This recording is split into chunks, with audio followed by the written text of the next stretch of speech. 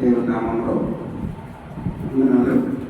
అయితే మనము ఆరాధన చేసుకునే ముందు కొన్ని వాక్యాలు చూసుకొని ఆ వాక్యం ప్రకారంగా ఆరాధన యెషయా 57:15 అందరం కలిసి చదువుతాం.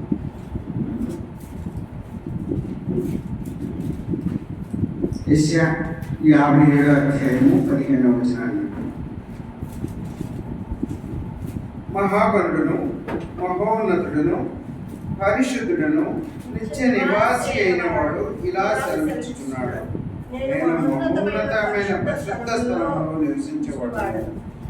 అయినను వినయము గల వారి ప్రాణమును ఉజ్జీవింపజేయుటకు, నలిగిన వారి ప్రాణమును ఉజ్జీవింపజేయుటకును, వినయము గల వారి యొద్దకు, దీన మనస్సు గలవారి యొద్దను నివసించుచున్నాను.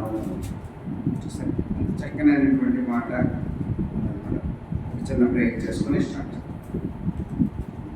యేసయ్య పరిశుద్ధుల దేవుడు పెద్ద సర్వాధికారి సర్వశక్తిమంతుల దేవా, మేము ఆరాధనకి సిద్ధపడుతూ ఉండగా నాయన మీ సన్నిధి మీ తోడు మీకు ఆపుదలు ఇచ్చారు దేవా. నాయన వాక్యం చదువుకొని వాక్యం ప్రకారంగా మేము ఆరాధన చేయడం సహాయం చేయడం ప్రభావ. నేను మంచిగా ఉండండి, మమ్మల్ని దీవించండి, ఆశీర్వదించండి దేవా. ఏం మాట్లాడాలో తెలియని వారు ప్రభావ, మీ మాటల ద్వారా మీ పరిశుద్ధాత్మ ద్వారా మాకు ఆ మాటలు అందించి మమ్మల్ని దీవించి దేవా, మా సంఘాన్ని దేవా నాయన అందరము హృదయపూర్వకంగా ఆరాధన చేయడానికి మీ కృప చూపించడానికి యేసుక్రీస్తు వారి శ్రేష్టమైన నామమున ప్రార్థించి అడిగి వేడుకుంటున్నాం. ఆమేన్. ఈ సమయంలో యెషయా 57:15 మనము చదువుకున్నాం. ఏంటంటే మహాగణుడును మహోన్నతుడు పరిశుద్ధుడు నిత్య నివాసి అయినవాడు. అంటే ఆ స్వయంగా ఆ నిత్య నివాసి, పరలోకములో ఉన్నటువంటి నివాసి అయినటువంటి ఆ తండ్రి ఏమని చదివిస్తున్నాడంటే, నేను మహోన్నతమైన పరిశుద్ధ స్థలములో నివసించేవాడు. ఆయన ఎలాంటి స్థలంలో నివసించగలడంటే మహోన్నతమైన పరిశుద్ధ స్థలంలో నివసించ, అయినను వినయము గల వారి ప్రాణమును ఉజ్జీవింపజేయటం. ఎవరైతే వినయం కలిగి ఉంటారో వారి ప్రాణమును ఉజ్జీవింపజేయడానికి, నలిగిన వారి ప్రాణమును ఉజ్జీవింపజేయటకు, ఎవరైతే నలిగిన మనస్సు కలిగి ఉంటారో వారి ప్రాణమును ఉజ్జీవింపజేయడానికి ఇంకా వినయము గలవారి వద్దను, దీన మనస్సు గలవారి వద్దను నివసించుచున్నాను. ఆయన ఎక్కడ నివసిస్తున్నాడంటే వినయము గలవారి యొద్ద, దీన మనస్సు గలవారి యొద్ద నివసిస్తున్నటువంటి ఆ గొప్ప దేవుడిని మనం ఈ దినము ఆరాధిస్తా ఉన్నాం. మనము ఆరాధనకి అర్హుడైనటువంటి ఆ గొప్ప దేవుణ్ణి, ఆ ఆరాధనకి స్తుతులకు పాత్రుడైనటువంటి ఆ గొప్ప దేవుణ్ణి మనం ఈ దినము ఆరాధిస్తూ ఉన్నాం. అంటే మనము ఆరాధించే దేవుడు ఎంత గొప్ప దేవుడు అంటే, ఆయన మామూలు స్థలంలో నివసించినటువంటి దేవుడైతే కాదు, ఉన్నతమైన స్థలంలో నివసించినటువంటి దేవుడు. అందుకే ఒకసారి మన బైబిల్ పైకెత్తి బైబిల్ పదాన్ని పాడుకుందాం. పఠింపశ్రేష్ఠ గ్రంథము బైబిల్, పఠింపశ్రేష్ఠ గ్రంథము బైబిల్, అనుదినము పఠించిన ప్రేమతోడ నడుపును. ఓ పఠింపశ్రేష్ఠ గ్రంథము Bible, the best book to read is the Bible. The best book to read is the Bible. If you read it every day, if you help you all the way, oh, the best book to read is the Bible.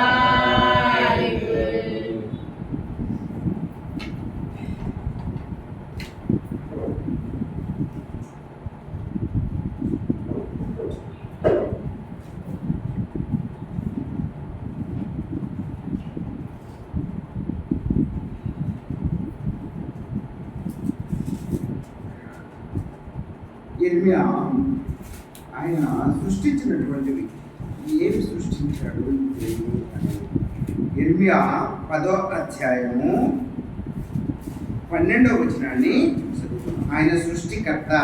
ఆయన ఏం సృష్టించాడు?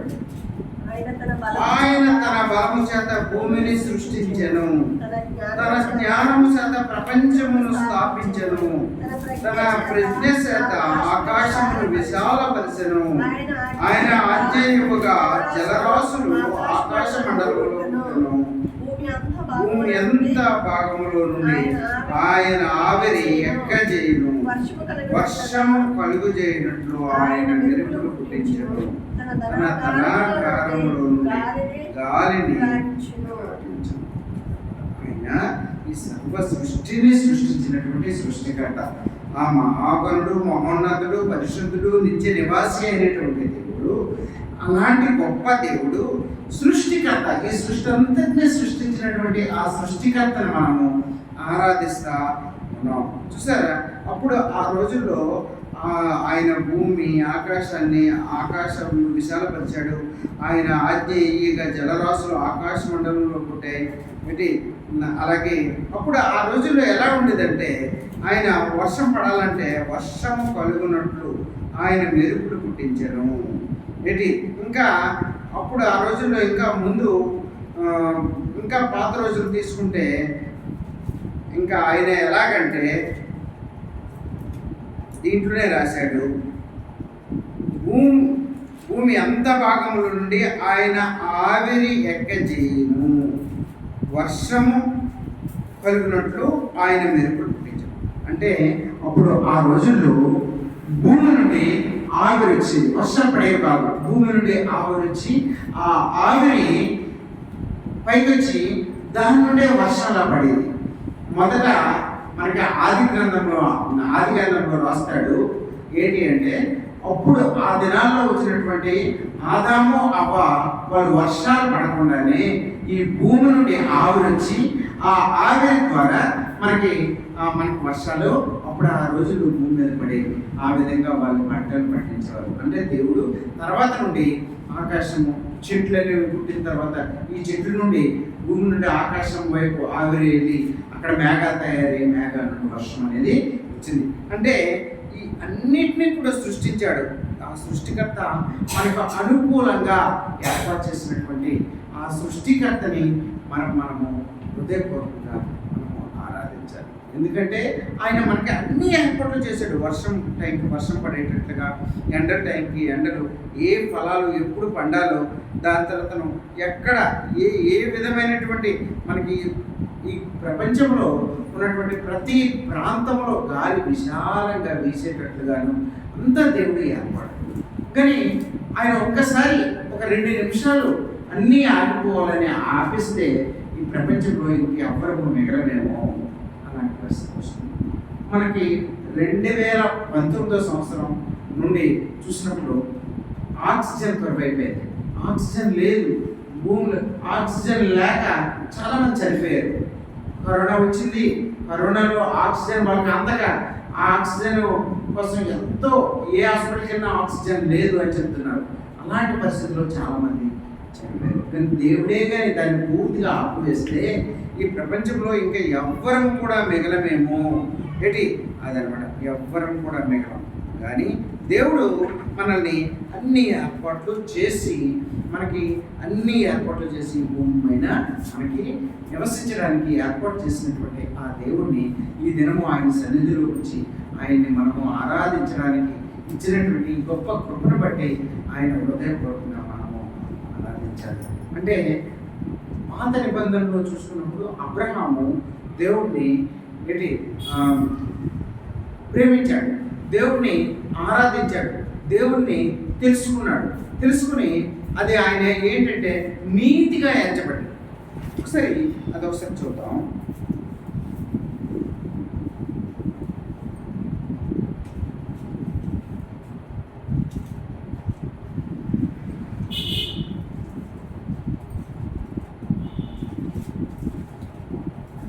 పదిహేనో అధ్యాయము ఆదికాండము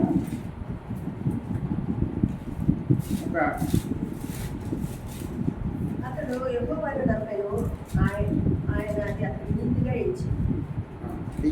అంటే ఒకసారి 1 నుండి చదువుదాం. ఇది జరిగిన తర్వాత యెహోవా వాక్యము అబ్రహామునకు దర్శనమందు వచ్చి, అబ్రామా భయపడకము, నేను కేడేను నీ బహుమానమును అత్యధిక చెప్పాను. అందుకు అబ్రాము ప్రభువైన యెహోవా నాకేమి ఇచ్చినవేమి, నేను సంతానం లేని వాడనే పోచున్నానే. దమస్కు ఎలియాజరే నా ఇంటి ఆస్తి కర్తయ్యకును కదా. మరియు అబ్రహాము, ఇదిగో నీవు నాకు సంతానం ఇయ్యలేదు కనుక నా పరివారంలో ఒక నాకు వారసుడని చెప్పగా, యెహోవా వాక్యము అతని యొద్దకు వచ్చి, ఇతడు నీకు వారసుడు కాడు, నీ గర్భవాసన పుట్టబోచున్నవాడు నీకు వారసుడని చెప్పాను. మరి ఆయన వెలుపలికి అతన్ని తీసుకుని వచ్చి, నీవు ఆకాశం వైపు తెరు చూచి నక్షత్రములు లెక్కించినప్పుడు నీ చేతనైతే లెక్కించమని చెప్పి, నీ సంతానము అలాగనవునని చెప్పాను. అతను యెహోవాను నమ్మెను, ఆయన అది అతనికి నీతిగా ఇచ్చెను. యెహోవాను నమ్మాడు. మనం కూడా యేసు ప్రభువును నమ్మి నీతిగా. అయితే ఇక్కడ జరిగినటువంటి చూసారా, అతను జరిగిన తర్వాత ఎన్నో అద్భుతాలు జరిగాయి. ఏంటి అంటే అబ్రహాంకు సంతానం లేదు, కానీ అబ్రహాం ఏమంటాడంటే, ఆయన సంతానం లేదు కాబట్టి ప్రభా అంటే సంతానం ఇచ్చేవారు ఎవరు అంటే 3వ వచనంలో చెప్తాడు, అబ్రహాం ఇదిగో నీవు నాకు సంతానం ఇయ్యలేదు అంటే సంతానం ఇచ్చేవారు దేవుడే, ఇంకెవ్వరూ ఇవ్వలేదు. ఆ దేవుడు ఇస్తే కానీ అంటే మనకి ఇచ్చినటువంటి సంతానం బట్టి, మనకి ఇచ్చినటువంటి పిల్లలను బట్టి దేవుడిని మనం స్తుతించాలి. అయితే ఆయన ఏమంటాడంటే, సంతానం ఇయ్యలేదు కనుక నా పరివారంలో ఒకడు నాకు వారసుడవునని చెప్పాడు. ఉన్నటువంటి పరివారంలో నేను ఒక అబ్బాయిని తీసుకుంటాను, అతనే నాకు ఆ అబ్బాయి నాకు వారసుడు అంటే దేవుడు దానికి ఇష్టపడలేదు, దేవుడు దానికి అంగీకరించలేదు. నీకు వారసుడు కాడు, నీ గర్భంలో ఎవరైతే పుట్టబోతున్నారో వారే నీకు వారసులని దేవుడు చెప్పాడు. అందుకే ఆ వయసులో కూడా అసలు పుట్టడానికి అవకాశం లేనటువంటి రోజుల్లో కూడా దేవుడు అద్భుతంగా ఆ గర్భం తెరిచి వాళ్ళకు బిడ్డను కూడా దయచేశాడు. అంటే సంతానాన్ని ఇచ్చినటువంటి దేవుడు ఆయన తలుసుకుంటే ఏదైనా చేయగలడు, ఎలాంటి అద్భుత కార్యములైనా చేయగలడు. కాబట్టి దేవుడిని మనం నమ్ముకోవడం నిజంగా మనం అది నీతిగా ఎంచబడాలి. అబ్రహామే కాదు, నువ్వు నేను కూడా దేవుడిని తెలుసుకోవడం, దేవుడిని నమ్ముకోవడం అది నీతి.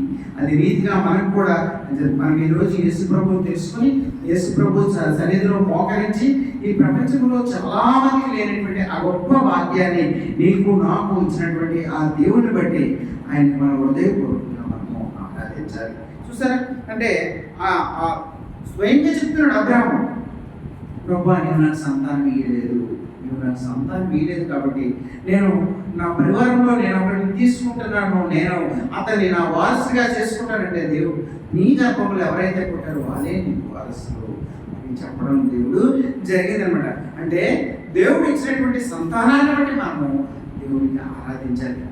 దేవుడు మనల్ని నడిపిస్తున్నటువంటి విధానాన్ని బట్టి దేవుడు ఈ దినం మనకి ఆయన సన్నిధిలో మోకరించి ఆయన ఆరాధించడానికి ఇచ్చినటువంటి గొప్ప కృపను బట్టి ఇది బాధ్యత చాలా మందికి లేదు, ఇది చాలా మందికి లేదు. వాళ్ళ ఇంటి దగ్గర అల్లరి చిల్లరతో ఉంటున్నారు, కానీ ఈ దినం మనము ఆదివారం వచ్చిందంటే ఆయన సన్నిధిలో మోకరించడానికి మనకి అది దేవుడు ఇచ్చినటువంటి గొప్ప కృప. ఇంకా ఈ లోకమంతా పాపంతో నిండిపోయినప్పుడు దేవుడు లోకాన్ని అంతటినీ కూడా పూర్తిగా ముంచివేశాడు. ఆ రోజుల్లో పూర్తిగా నాశనం చేశాడు. అయితే అప్పుడు దేవునికి అనిపించిందట, ఇంకెప్పుడు కూడా అలా చేయకూడదు అని అనిపించి స్వయంగా యేసు ప్రభునే దేవుడు ఈ లోకం అసలు దేవుడు ఈ లోకానికి వచ్చిన విధానం ఎలాంటిదో ఒకసారి చూద్దాం.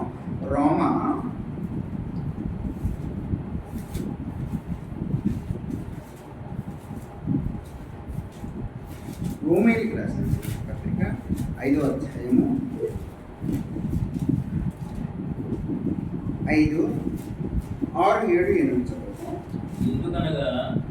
ఎందుకు అనగా మనం ఇంకా బలహీనమై ఉండగా క్రీస్తు యుక్త కాలము భక్తిహీనుల కొరకు చనిపోయాను, సైతం ఒకడు చనిపోవుట నీతిమంతుని కొరకు సైతం ఒకడు చనిపోవుట అరుదు. అరుదు. మంచి మంచి వారి కొరకు ఎవడైనా ఒకవేళ చనిపోవచ్చు.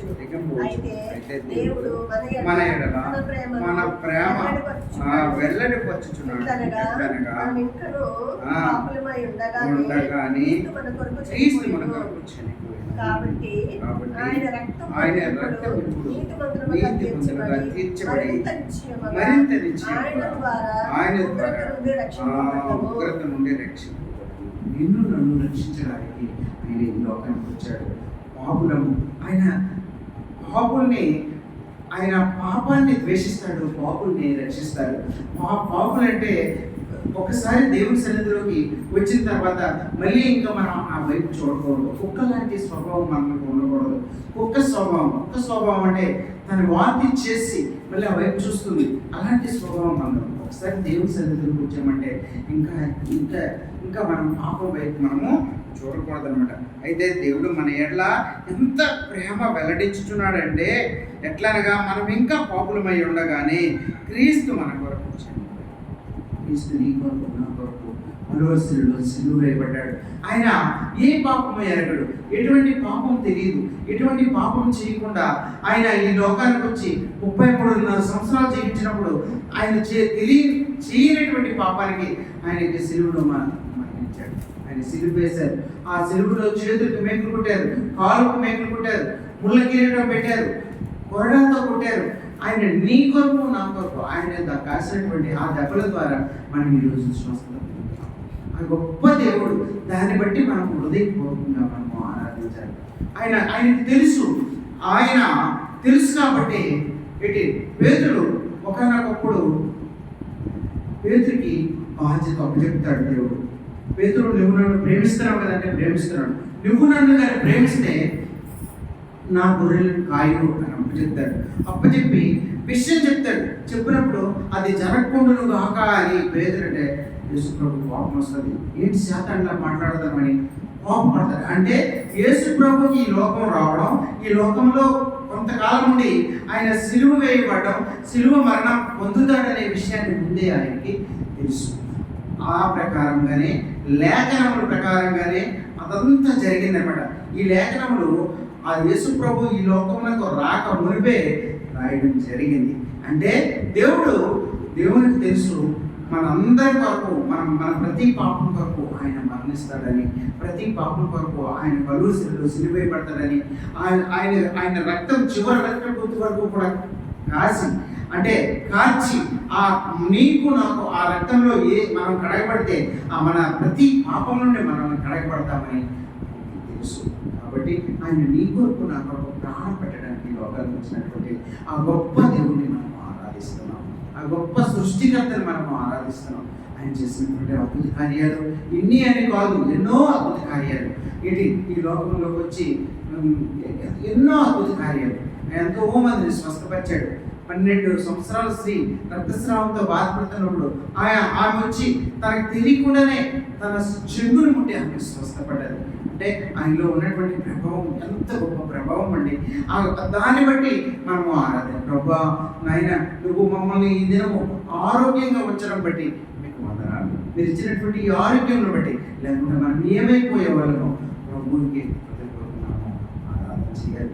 ఇంకా అదేవిధంగా ఎంతో మందిని కళ్ళు లేని వారిని, గుడ్డి వారిని, అనారోగ్యంతో ఉన్నటువంటి వారిని, చనిపోయినటువంటి లాజర్ని, కుళ్ళిపోయినటువంటి లాజర్ని ఆయన అక్కడ ఆ సమాధి దగ్గరకు వచ్చి వాళ్ళకి ఏం చెప్తారంటే ఆ సమాధి తెరవండి అని చెప్తారు.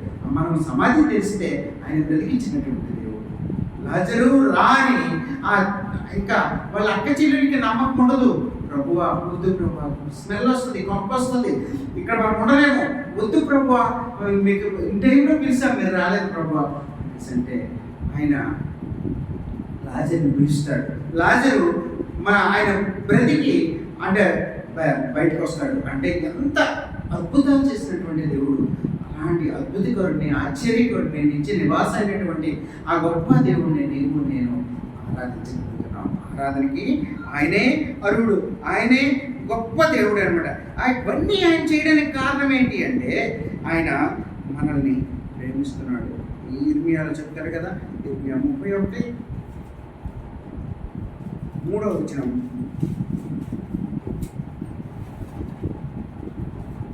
చాలా కాలం కిందట యెహోవా నాకు ప్రత్యక్షమై ఇట్లనెను, శాశ్వతమైన ప్రేమతో నేను నిన్ను ప్రేమించుచున్నాను కనుక విడువక నీ ఎడల కృప చూపుచున్నాను. మనకి భూమి పునాదులు వేయబడుతుంటే తల్లి గర్భంలో పడకముందే నిన్ను నన్ను ఏర్పాటు చేసుకున్నాడు. కాబట్టి ఆయన చూపించినటువంటి ఆ ప్రేమ వదులుకోలేకపోతున్నాడు. కాబట్టి ఆయన నీ కొరకు నా కొరకు చనిపోవడానికి ఇష్టపడ్డాడు. ఏంటి మన కొరకు మన ఇంటి వాళ్ళు కూడా ఇష్టపడలేమో, ఇంటి వాళ్ళు కూడా చనిపోవడానికి ఇష్టపడలేమో, కానీ ఆయన నిన్ను నన్ను కనినటువంటి తండ్రిగా ఆయన ఇష్టపడ్డాడు. నీ కొరకు నా కొరకు గమనించడానికి ఆయన చూపిస్తున్నటువంటి ఆ గొప్ప ప్రేమను బట్టి ఏంటి అంత గొప్ప ప్రేమ నీ కొరకు నా కొరకు చూపించాడు దేవుడు. శాశ్వతమైనటువంటి ప్రేమ అది. అంటే ఆ ప్రేమ శాశ్వతమైన ప్రేమ అంటే ఎలాంటి ప్రేమ అంటే దాన్ని విడిచిపెట్టుకోలేనటువంటి ప్రేమ, దాన్ని వదులుకోలేనటువంటి అంత ప్రేమ శాశ్వతమైన అంటే పూర్తి మీ కొరకు నా కొరకు అంత ప్రేమతో ప్రేమించినటువంటి ఆయన ప్రేమామయుడు. ఆయన ప్రేమై ఉన్నాడు. ఆయన ప్రేమ స్వరూపి. ఆయన ప్రేమకి నిదర్శనము ఆయన. ఎందుకంటే ఒక నిజమైనటువంటి ఒక తండ్రి కుమారుడుగా ఈ లోకానికి వచ్చి ఆయన నీ కొరకు నా కొరకు చనిపోవడానికి ఇష్టపడ్డాడు. కాబట్టి ఆ ఇష్టపడినటువంటి ఆ దేవుడి కొరకు మనం ఏమిచ్చిన రుణం తెచ్చుకోగలమంటే, ఏమిచ్చిన రుణం తెచ్చుకోలేము. మనం హృదయపూర్వకం ఆయన ఆరాధించడమే, మనం ఆరాధించాలి. మన హృదయాన్ని ఆయనకి ఇవ్వడమే. ఆయన అదే చెప్పాడు, ఏంటంటే నీ హృదయంలో నేను ఉంటున్నాను. మన హృదయంలో ఆయన ఉన్నాడు. కాబట్టి ఆయనకి మనము మరి ఇప్పుడు ఆయన ఈ లోకానికి వచ్చి ఒకసారి సిలువ వేయబడ్డాడు. మనం మళ్ళీ సిలువ వేయకూడదు. అంటే మీరు చేస్తున్నటువంటి క్రియను బట్టి ఆయన సిలువ వేయబడతాడు. మనం ఒకసారి తప్పు చేసామనుకోండి, తప్పు చేస్తే ఆయనకి మనం సిలువ వేసినట్టే, మళ్ళీ మనం సిలువ వేసినట్టే. అది చేయకుండా దేవుని ఎట్లా మనం కూడా ప్రేమ చూపించి దేవుణ్ణి ఆరాధించి దేవుణ్ణి స్తుతించి దేవుణ్ణి గణపరిచి హృదయపూర్వకంగా మన హృదయాన్ని ఆయనకి ఇస్తే ఆయనకి అదే చాలండి. ఆయన ఎంతో ఆనందిస్తాడు అనమాట, ఎంతో ఆనందిస్తాడు. ఎందుకంటే అలాగా మనం ఎవరైతే ఆరాధిస్తారో, దేవుని ఎట్లా ప్రేమ చూపిస్తారో, ఎవరైతే అలా ఉంటారో వాళ్ళు నిజంగా ఆశీర్వదించబడతారు. ఏ విధంగా ఆశీర్వదించబడతారంటే కీర్తనలో రాస్తారు కదా, 1వ కీర్తన చూడండి, 1వ అధ్యాయంలో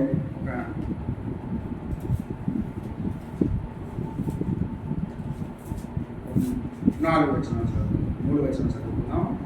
దుష్టులు ఆలోచన చెప్పున నడవక, పాపుల మార్గమును నిలువక, అపహాసం కూర్చుండక, యెహోవా ధర్మశాస్త్రములను ఆనందించుచు దివారాత్రము దాన్ని ధ్యానించబడదు.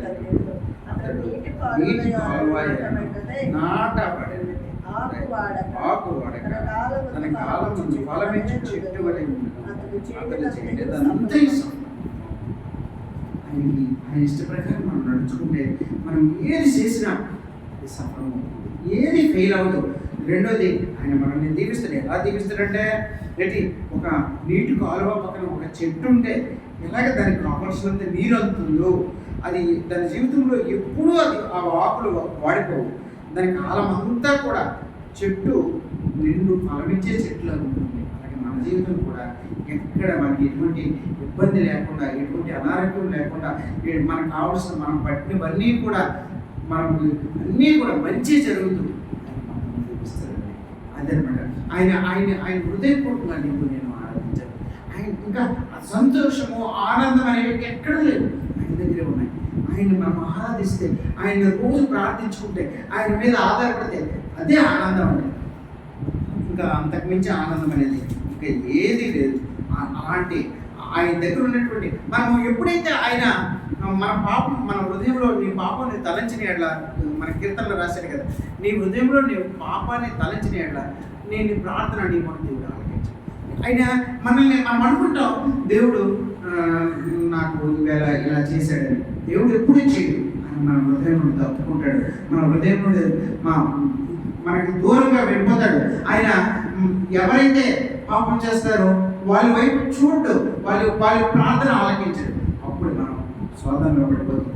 అప్పుడే మనం కష్టాల్లో పడిపోతాం. కాబట్టి మనము ఆకు వాడగా ఒక కాలువ పక్కన ఉన్నటువంటి మొక్కలా జీవించాలంటే మనము ఆయన్ని ఆరాధించాలి, స్తుతించాలి, గణపరచాలి, ఆయన ప్రార్థించాలి. ఆయన ఏది ఇష్టమో అది మాత్రం మన జీవితంలో ఎవరికైతే చేస్తామో అదే ఆరాధన అండి.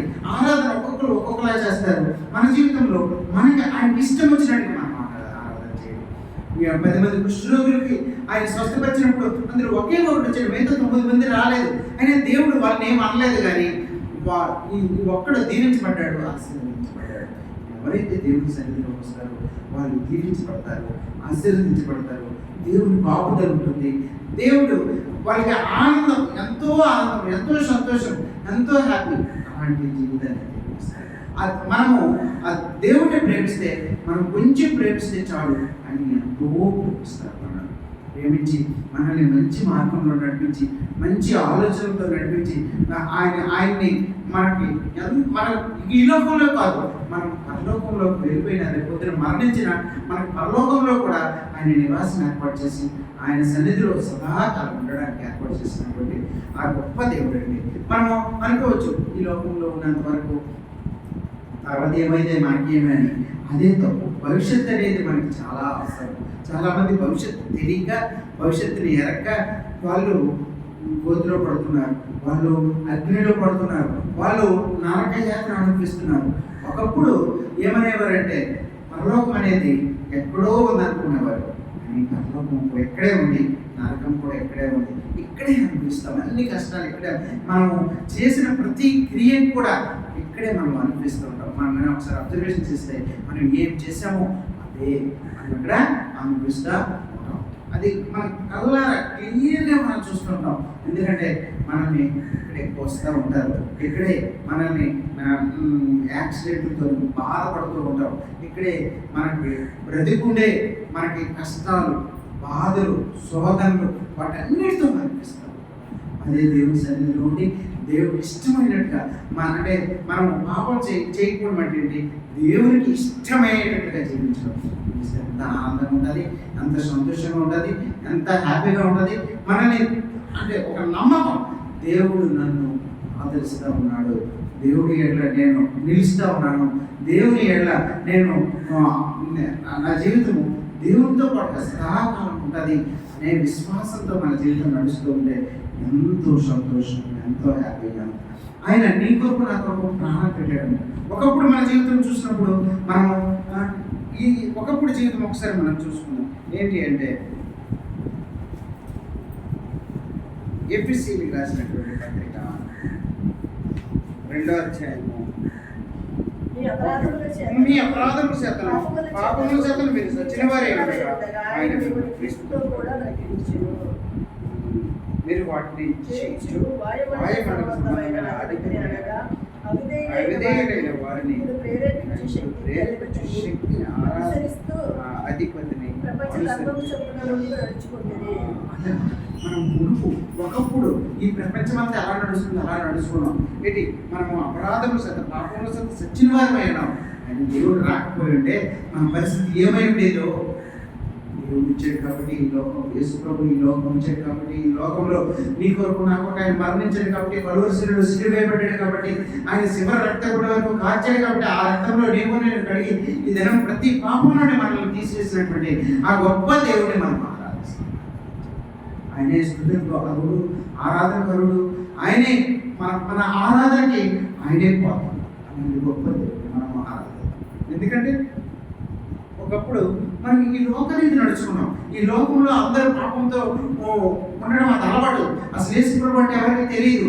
యేసు ప్రభు తన శిష్యుడు మన భారతదేశానికి రావడం వలన మనం తెలుసుకున్నాం. ఆ తర్వాత యేసు ప్రభు అంటే ఆయన దేవుడని, ఆయన ఈ లోకం వచ్చాడని, ఈ లోకం నీ కొరకు నా కొరకు ప్రాణం పెట్టాడని.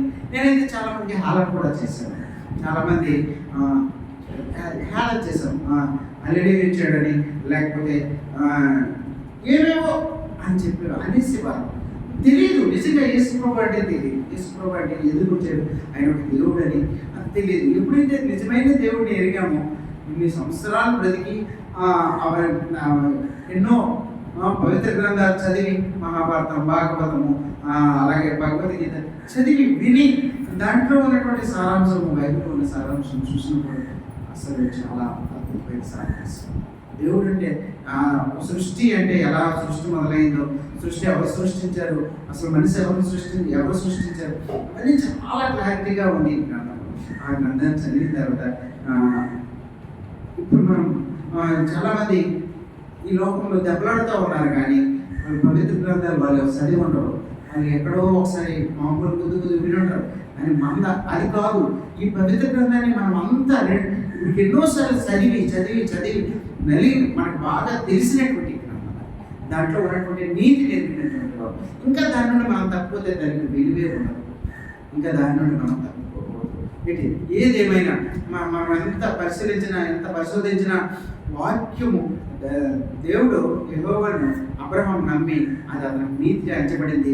నేను కూడా దేవుడిని నమ్మి యేసు ప్రభువుని నమ్మి మనకు కూడా నీతిగా ఎంచబడింది. కాబట్టి ఆయన మన ప్రతి పాపం నుండి కడిగి మనం పవిత్రంగా చేసినటువంటి ఆ గొప్ప దేవుడిని మన హృదయపూర్వకంగా ఆరాధిద్దాం. ఆయన స్తుతులకు పాత్రుడు, ఆరాధనకారుడు అయినటువంటి ఆ గొప్ప దేవుడిని హృదయపూర్వకంగా మనము ఆరాధిద్దాం. ఎందుకంటే ఆయనే మనకి ఆరాధనకి అరువు. కాబట్టి